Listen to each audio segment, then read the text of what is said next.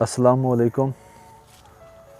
आज की वीडियो में आपको एक कब्र दिखाते हैं जिसकी लेंथ तकरीबन 30 से 40 फीट है और इसके बारे में क्लेम किया जाता है कि ये सहाबी की कब्र है।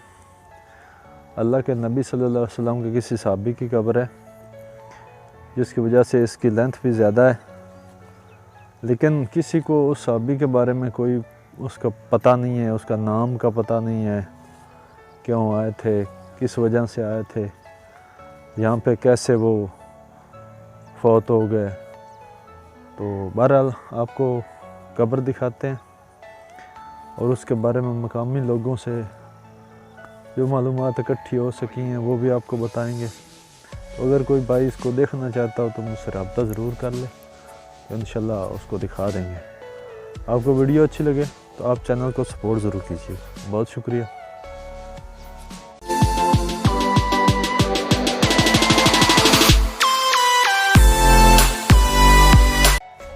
जी वेलकम अगेन।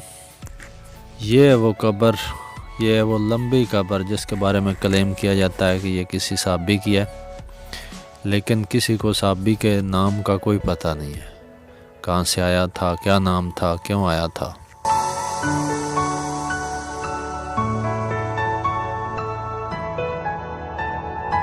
जहाँ तक इस कब्र की लेंथ का मसला है तो वो आपको पता ही है कि सहाबा कराम के इतने ज़्यादा कद भी नहीं थे जितनी ये कब्र बनी हुई है।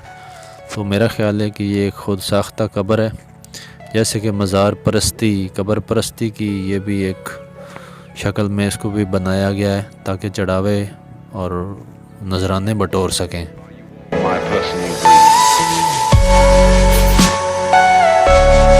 असहाब के कद नॉर्मल ही थे, इतने ज़्यादा भी नहीं थे जितने ये कब्र बना दी गई है।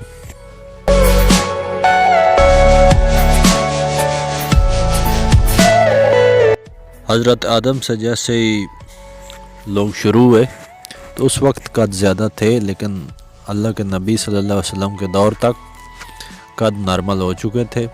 ये बिल्कुल एग्जैजरेशन की या किसी ने, ये मुबालगा है। इतनी बड़ी कब्र बना के उसको सहाबी की कब्र डिक्लेयर करार दे दिया है, तो ये खुद साख्ता ही लगती है।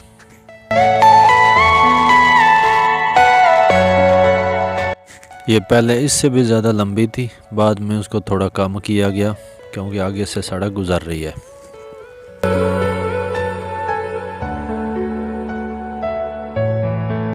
इसकी लोकेशन है डिस्ट्रिक्ट चनियोट की तहसील बौना का एक गाँव है ठट्टफतली, उसमें है ये कब्र।